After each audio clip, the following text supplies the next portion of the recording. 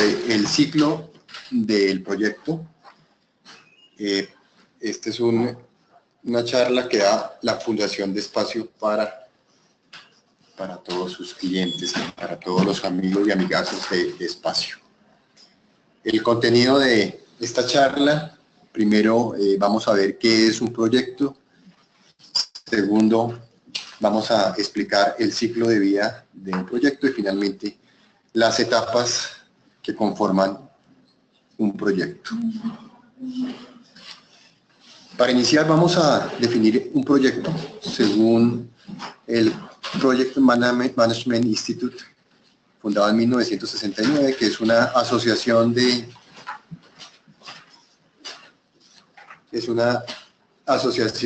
profesionales dedicados a la administración de cerca de 500.000 miembros y que tiene representantes de 180 países. Definen un proyecto como una actividad grupal, temporal, emprendida para producir un producto, servicio o resultado único.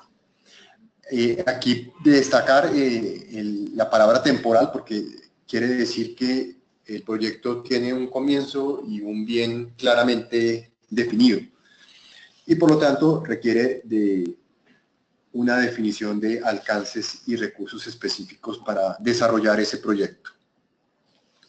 También destacamos que lo que se produce es único.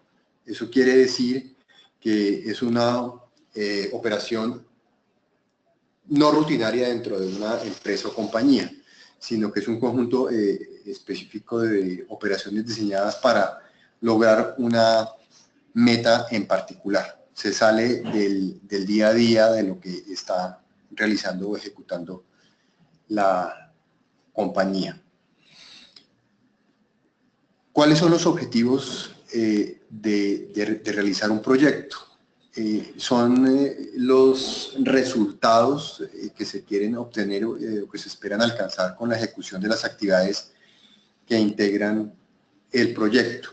Y hay tres aspectos críticos que se deben controlar y que se deben tener en cuenta al momento de realizar un proyecto.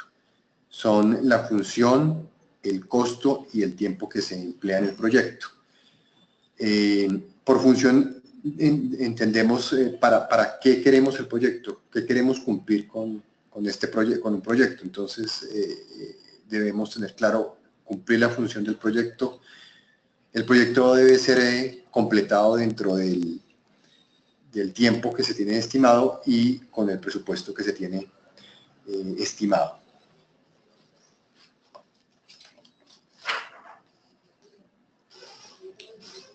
Hay que establecer unos criterios para la formulación de los objetivos de cada proyecto. Hay que saber cuándo se alcanzó el objetivo. Para eso los objetivos deben ser medibles, es lo primero. Debe ser posible cuantificar cada objetivo. Lo segundo es que el objetivo que se fije debe ser posible alcanzar ese objetivo con los recursos que se tienen disponibles. El objetivo debe ser, por lo tanto, entonces realista. Hay que tener en cuenta el presupuesto y los recursos con que se cuenta para desarrollar el proyecto. Los objetivos deben ser alcanzables. Nos debemos preguntar cómo alcanzar el objetivo. Debe ser atractivo para el equipo que está trabajando en el proyecto, que se deben lograr los objetivos, y para esto debemos asignar los responsables de hacer cada una de las actividades que están definidas dentro del proyecto. ¿Cuánto tiempo se necesita para conseguir el objetivo? Es decir, los objetivos deben ser oportunos. El objetivo tiene que establecerse dentro de un marco de tiempo oportuno. Definir el periodo de tiempo para completar el objetivo. Y finalmente, los objetivos deben ser precisos. O sea, ¿qué queremos alcanzar? ¿Por qué quiero alcanzar ese objetivo? Entonces, eso responde a las preguntas de qué, dónde, cuándo y cómo definir el alcance de los objetivos.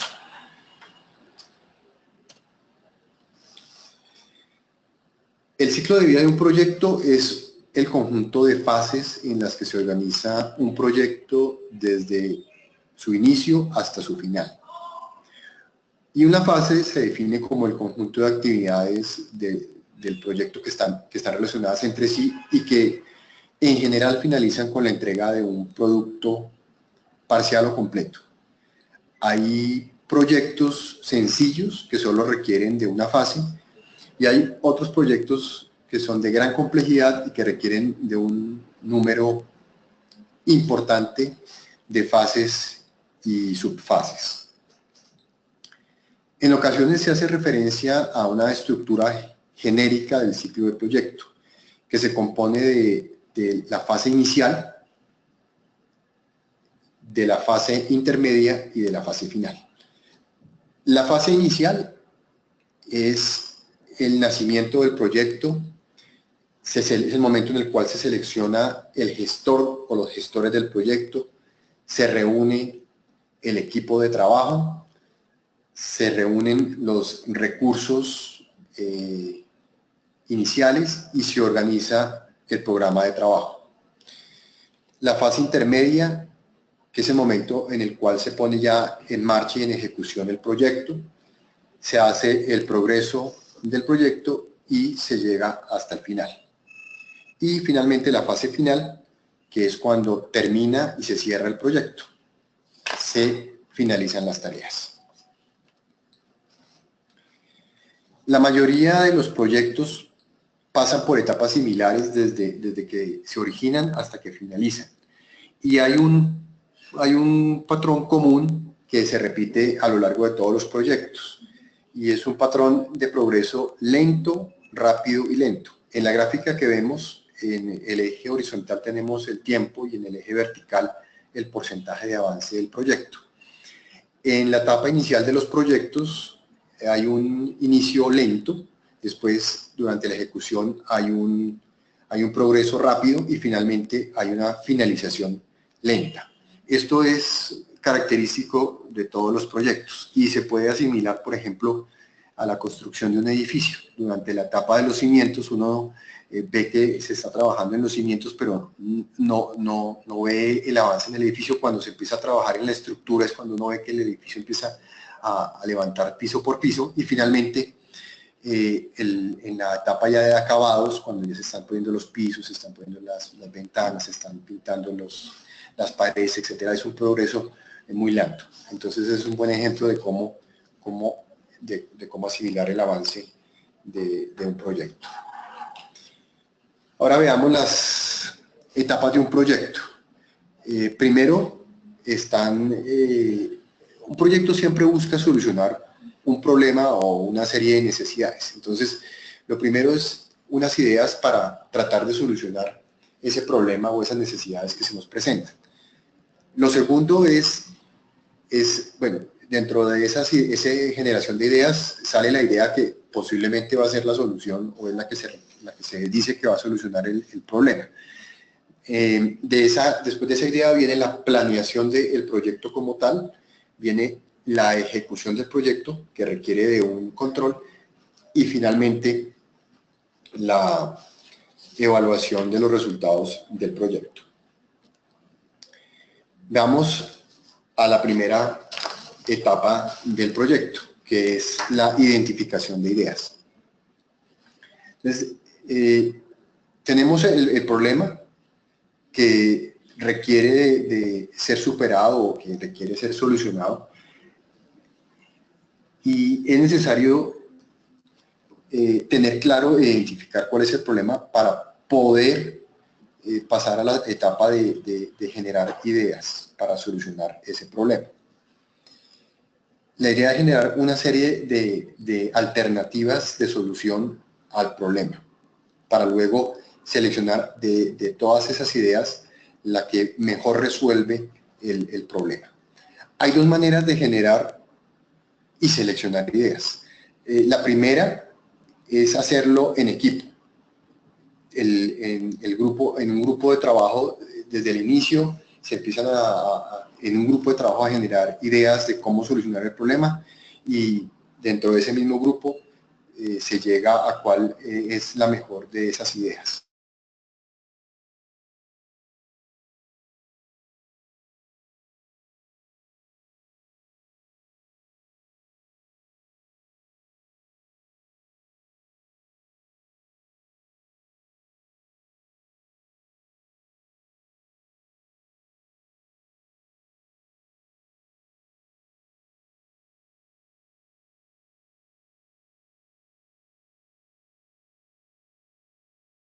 Del inicio para generar ideas, sino trabajar individualmente en las ideas y después reunirse en grupo y seleccionar. ¿Por qué? ¿Por qué hacemos esta recomendación? Porque está demostrado que los individuos generan más ideas que los grupos. Y esto ocurre porque, o se puede explicar porque muchas veces las personas en un grupo tienen temor a expresar sus ideas porque pues una u otra persona pueden reaccionar negativamente a lo que yo estoy pensando. Entonces se inhiben de expresar todas sus ideas. Entonces por eso puede ser mucho mejor que individualmente generen esas ideas y después esas ideas se llevan al grupo de trabajo.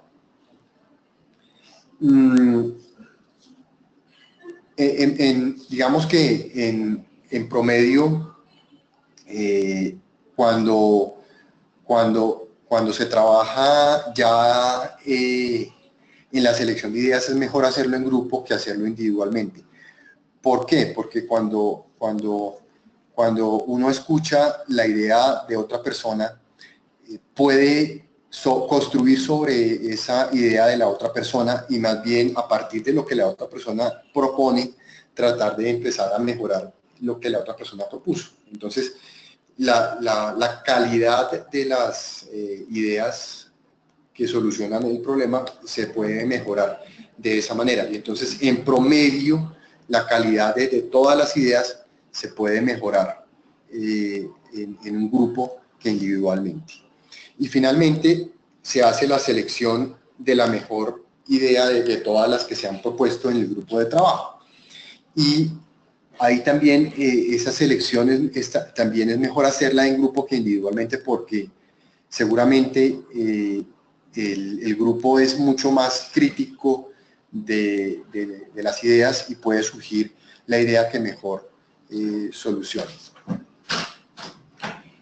Vamos entonces a la segunda etapa de un proyecto, que es la planeación. Y la planeación está compuesta también por varias, digamos, etapas o subtareas. La primera es definir las metas. La segunda es desarrollar la lista de actividades y entregables. Tercero es determinar los recursos necesarios para ejecutar esas actividades y obtener los entregables. Cuarto es asignar los recursos para cada una de esas actividades, el presupuesto del proyecto y la identificación de riesgos. Entonces, lo primero es definir en la planeación, lo primero es definir las metas. Una meta es lo que conduce a lograr los objetivos del proyecto y en consecuencia el objetivo es el resultado de haber alcanzado cada una de las metas necesarias o planteadas para lograr el objetivo. ¿Qué requisitos deben tener estas metas cuando las fijamos? Que sean realistas, o sea, fijar metas que se puedan alcanzar. Es importante evaluar la situación de forma sincera y reconocer qué metas son realistas y cuáles no lo son, cuáles son improbables. Lo segundo, definir metas específicas. Cuando se fijan las metas deben responder a las preguntas específicas de qué, quién, dónde, cuándo y por qué. Metas medibles. Para poder registrar el progreso, las metas deben ser cuantificables, orientadas a la acción, derivar la meta de un proceso, de una actividad o de una acción, cómo se alcanza la meta, qué hay que hacer para obtener la meta. O sea, la meta debe ser el resultado de una acción. Y restringidas a tiempo y recursos, preguntarse qué se tiene para alcanzar la meta en cuanto a recursos humanos, qué capacidades y habilidades tiene cada persona, el dinero con que se cuenta, el tiempo y el conocimiento de cada persona.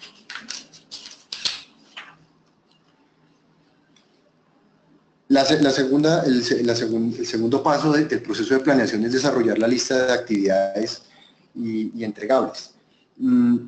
La realización de un proyecto se va concretando por la ejecución e integración de diversas tareas.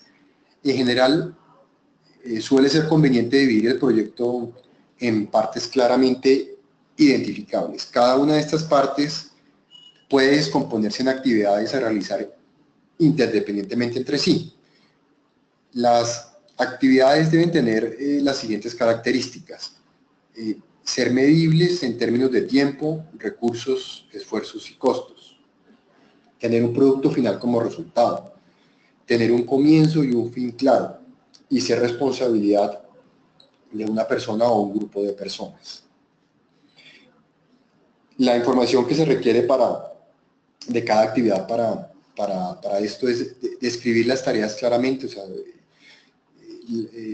tener una descripción clara de la tarea, los inputs o precondiciones necesarios para poder hacer la tarea, los requerimientos de recursos, y estos requerimientos deben estar claros en cuanto a costos, y el tiempo estimado en desarrollar la tarea.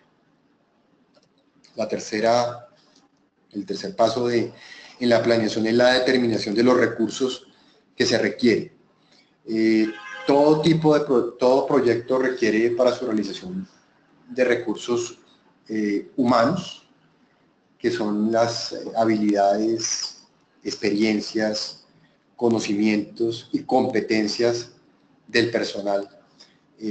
Los materiales, que son los bienes tangibles y los insumos propiedad de la organización. Entre ellos podemos mencionar las herramientas, los equipos, los instrumentos. Los recursos tecnológicos, que son el conjunto de conocimientos, las técnicas, los procedimientos, los métodos de trabajo utilizados en las organizaciones. Los recursos administrativos, que son indispensables para el funcionamiento, supervivencia, competencia y éxito de cualquier organización. En este rubro se consideran los sistemas de administración que permiten la coordinación y optimización de los demás recursos. Y finalmente los recursos financieros, que son los elementos monetarios con los que se dispone para ejecutar las decisiones o tareas de un proyecto. Esos recursos pues provienen de los aportes de los socios o de las utilidades de la empresa o de las ventas, o también pueden provenir de préstamos, créditos y emisiones de valores cuando las empresas son accionarias. El cuarto paso en la planeación de un proyecto es la asignación de los recursos por actividad. Un proyecto involucra recursos en general que son escasos y su uso implica un costo. Los interesados o los inversores de un proyecto esperan que los compromisos se cumplan en los plazos que en algún momento o al inicio del proyecto se establecieron. La programación es, digamos, la metodología que se utiliza para asignar los recursos por actividad en un proyecto. Entonces, la programación pasa a cumplir un rol muy importante, ya que no es concebible un proyecto donde ocurran cosas como, por ejemplo, no saber cuándo se va a terminar el proyecto o no saber qué hacer si un trabajo se atrasa o no se termina, no saber si se puede dar inicio a una actividad porque no se sabe si las actividades precedentes ya se terminaron o no, no saber cumplir con las fechas de entrega cuando cuando se presenta un atraso en algún trabajo. Bueno, entonces estos métodos de programación, dentro de los que podemos mencionar los gráficos como los más importantes, podemos mencionar, por ejemplo, el método gráfico de Gantt, o el Critical Path Method, que es el CPM, o el PERT. Todos estos métodos involucran, ahí ustedes ven, yo en la parte de arriba puse los métodos, digamos, gráficos, y ahí está el CPM en la parte de abajo, donde se muestran, por ejemplo, ahí las actividades en el CPM son los circulitos, y en el de arriba es cada una de esas filas del Excel, bueno, sí, del Excel. Entonces, y en general todos estos métodos se disponen en la actualidad de software especializado para hacerlo, como por ejemplo el de Microsoft Project, o otra serie de sistemas que se utilizan. Las ventajas de hacer la programación de los proyectos es que se puede prever se pueden prever las situaciones, es decir, voy atrasado en esta situación, entonces eso me va a afectar esta otra actividad, o requerí más recurso humano en esta actividad, entonces por necesitar más recurso en esta actividad, entonces necesito quitarle a esta otra actividad, eso me va a demorar la actividad. Entonces eso permite prever situaciones y tomar decisiones durante la ejecución del proyecto. Y definir formas de actuar, y de priorizar, y de optimizar el uso de los recursos. Evita mantener también recursos ociosos, entonces en algún momento del tiempo, entonces eso optimiza con los recursos que se cuenta en la organización, minimiza los costos y evita sobrecontrataciones. Digamos, esas son las principales ventajas de tener una buena asignación de los recursos y de tenerlos programados con anterioridad. Aquí en esta gráfica, donde tenemos en el eje horizontal el tiempo del proyecto y en el eje vertical el nivel de costos y el nivel de personal, vemos como hablábamos que había unas fases, digamos, un patrón en todos los proyectos, que era una fase inicial, una fase intermedia y una fase final. Vemos como en la etapa inicial y en la etapa final de los proyectos es donde el nivel de costos y de personal es menor, y donde se requiere menos cantidad de tiempo.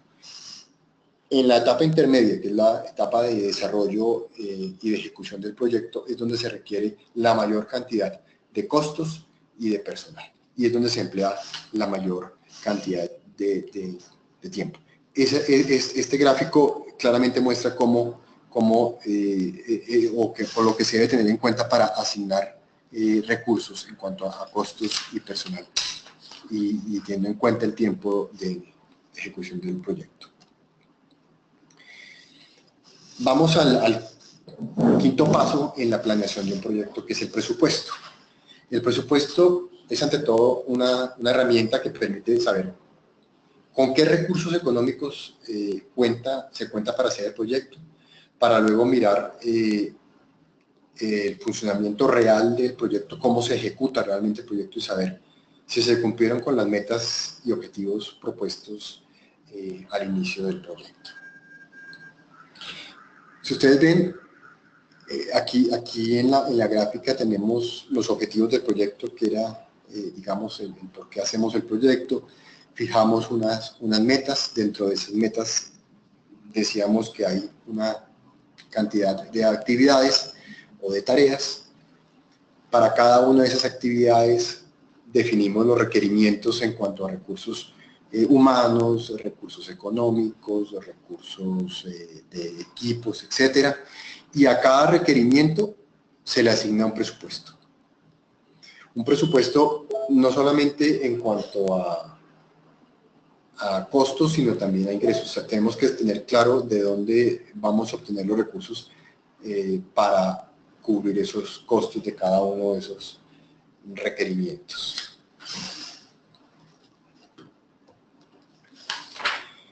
Y finalmente, el último paso en el proceso de planeación de los proyectos es la identificación de los riesgos. ¿Qué es un riesgo?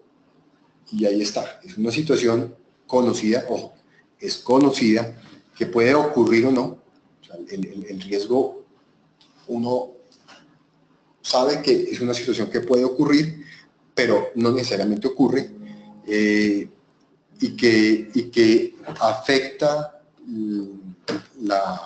la capacidad de cumplir con los, que afectará a nuestra capacidad de cumplir, si ocurre, con los objetivos del proyecto.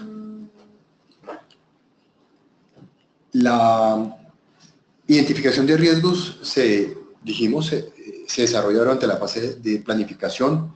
Una vez hemos definido el alcance, las personas que están involucradas en el proyecto, las tareas que se van a realizar, el cronograma y el presupuesto. Tener esos aspectos bien definidos es importante porque los riesgos deben mantener relación con una tarea o con un grupo de tareas en concreto. Y pueden surgir de aspectos relativos al equipo o al tiempo. Sugerimos hacer una lluvia de ideas con los miembros del equipo sobre los posibles riesgos para que todos puedan manejarlos antes de que ocurran o aparezcan durante el proyecto. También es importante discutir soluciones o diferentes alternativas de solución a esos riesgos que pueden surgir y verificar si habrá una necesidad de agregar algún requisito para cumplir o no con los plazos. El plan de riesgos ayuda a prever los riesgos, identifica las acciones para evitar que ocurran y reducen su impacto si se producen. El plan de gestión de riesgos se crea como parte del proceso de la planificación de riesgos. Enumera todos los riesgos previsibles, su clasificación y prioridad, las acciones preventivas y contingentes junto con un proceso de seguimiento. La figura de la izquierda muestra en el eje horizontal el tiempo, en el eje vertical los costos del proyecto. Y habíamos dicho que esa S es, digamos, el comportamiento o el patrón normal de un proyecto. Y vemos esa franja muestra la incertidumbre vista al inicio del proyecto, en el tiempo T0. Esa banda de incertidumbre al inicio es 0 y va creciendo hasta el final del proyecto. Para que esa incertidumbre no sea tan grande, es recomendable, y es la figura de la derecha, hacer medidas a medida que avance el proyecto, hacer cortes para hacer reprogramaciones de los diferentes recursos con que se cuentan en el proyecto en cuanto a costos y en cuanto al tiempo de ejecución de las diferentes actividades. Eso permite nuevamente volver a recalcular la incertidumbre a partir de ese momento T1 como aparece en la gráfica o T2 en el tiempo. Entonces, la incertidumbre se va disminuyendo a lo largo del proyecto. Y si hacemos esos cortes a lo largo del proyecto, la incertidumbre asociada al proyecto se disminuye y se evitan riesgos. Hay que hacer, obviamente, entonces en esos diferentes cortes, nuevos pronósticos sobre los desempeños, los tiempos y los costos.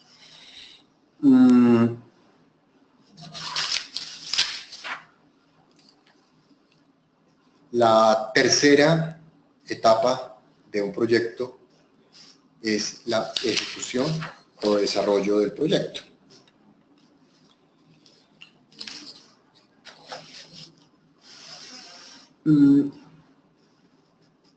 El objetivo principal de la etapa de ejecución es obtener los entregables o resultados que queremos del proyecto.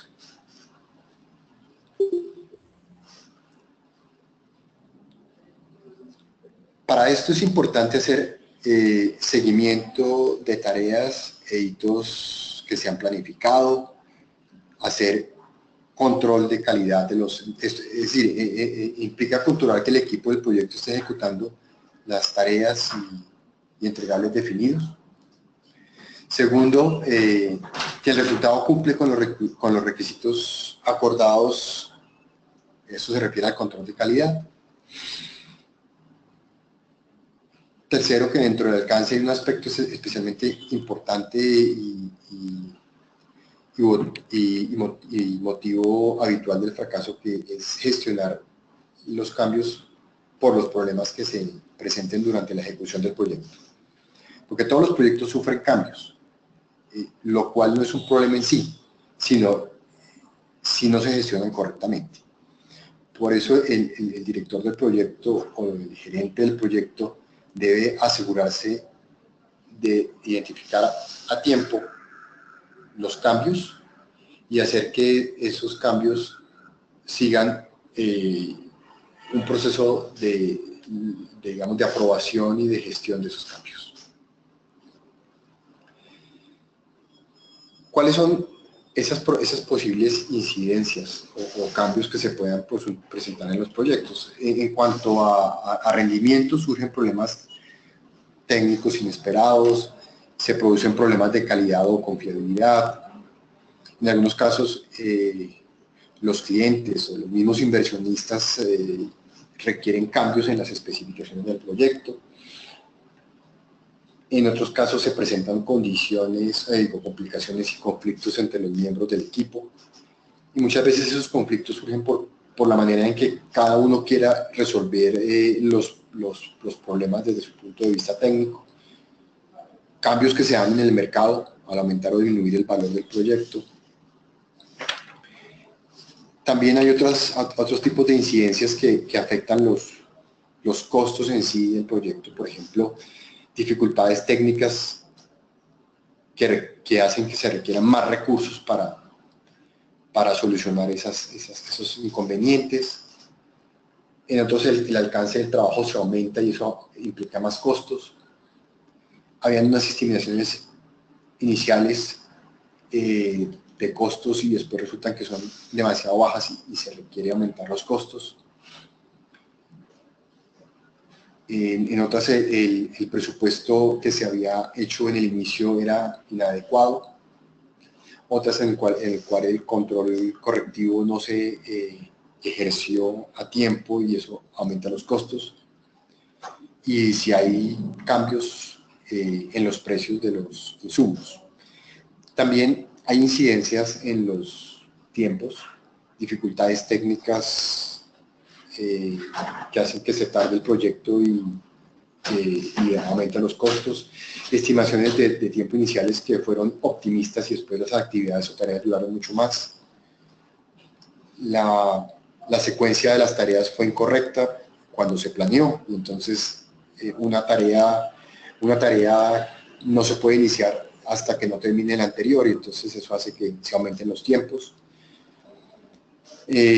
Las órdenes de cambio, digamos, que el cliente quiere, nos hacen muchas veces reiniciar las tareas nuevamente. Eso aumenta los tiempos del proyecto.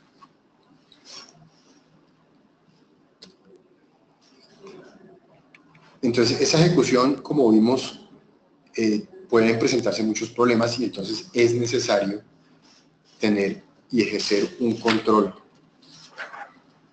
o seguimiento del proyecto. Entonces, el seguimiento o el control tiene como objeto observar los desempeños que se están dando en el proyecto y recomendar acciones correctivas, así como controlar los cambios en el alcance. ¿Cómo controlar el proyecto? Entonces, hay tres variables que son importantes, ya dijimos, para controlar el proyecto: los costos, los tiempos o plazos y los riesgos. Cuando hablamos de controlar los costos, hay dos aspectos que se deben considerar, y es el control sobre el costo total del proyecto y el control sobre el flujo de caja del proyecto. Es decir, cómo va ejecutándose los recursos a medida que se desarrollan cada una de las actividades.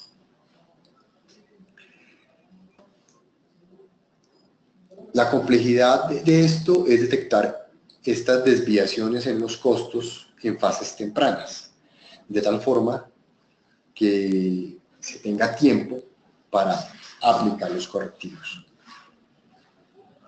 Aquí también se dispone de muchas herramientas donde se relacionan los costos con el alcance ejecutado. Una conocida es el Earned Value Method.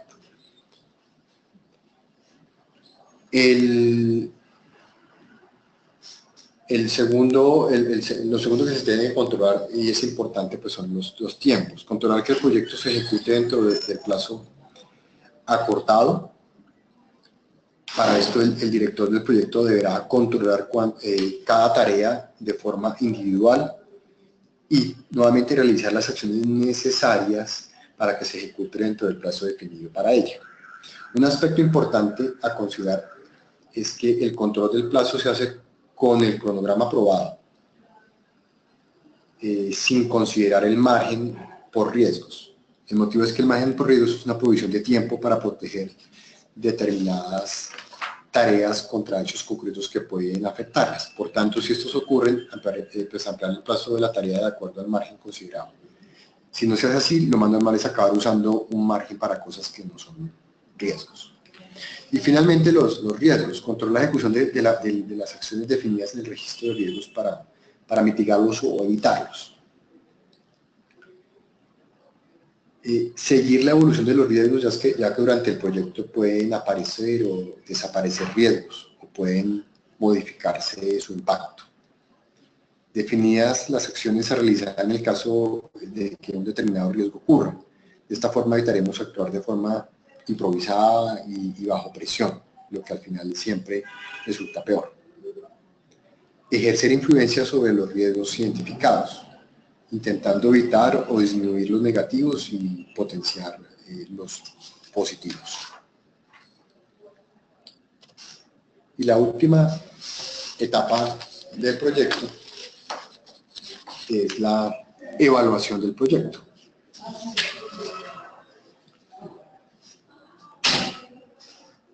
¿Qué es la evaluación?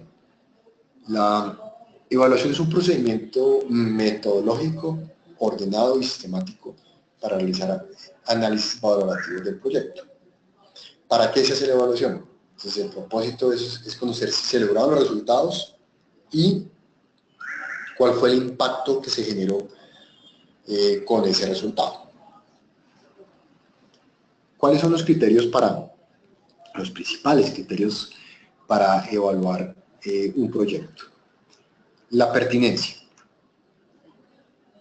Es el grado en el cual el objetivo del proyecto es consistente con las prioridades del cliente y las políticas de la entidad ejecutora. La eficacia, que es el grado en el cual se logran las metas físicas y financieras del proyecto. En general, la eficacia es la verificación del cumplimiento de los objetivos de una intervención. La eficiencia, por eficiencia se entiende el grado en el que los resultados del proyecto se han logrado mediante el uso óptimo de los recursos. Asimismo, el análisis de eficiencia comprende la evaluación de la calidad en la ejecución del presupuesto asignado al proyecto. El impacto, que es la valoración incluyendo los efectos positivos y negativos tanto aquellos que son deseados y estaban previstos, como los que no estaban previstos y no eran deseados. Y finalmente la sostenibilidad, que es la apreciación de la capacidad para mantener los impactos positivos del proyecto por un largo periodo de tiempo. Con esto finalizamos la charla sobre el ciclo de vida del proyecto. Muchas gracias.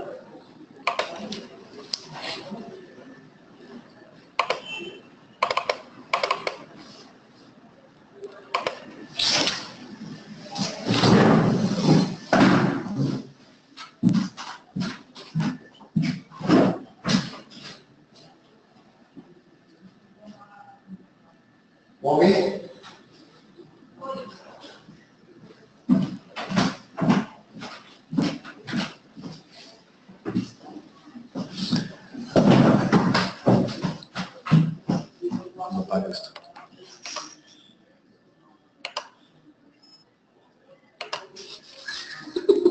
Ok, ¿cómo pago esto? No importa. Bueno, listo. Ahora. Si quedó bien grabado, si no, lo repito después solito. Sí, ya ahorita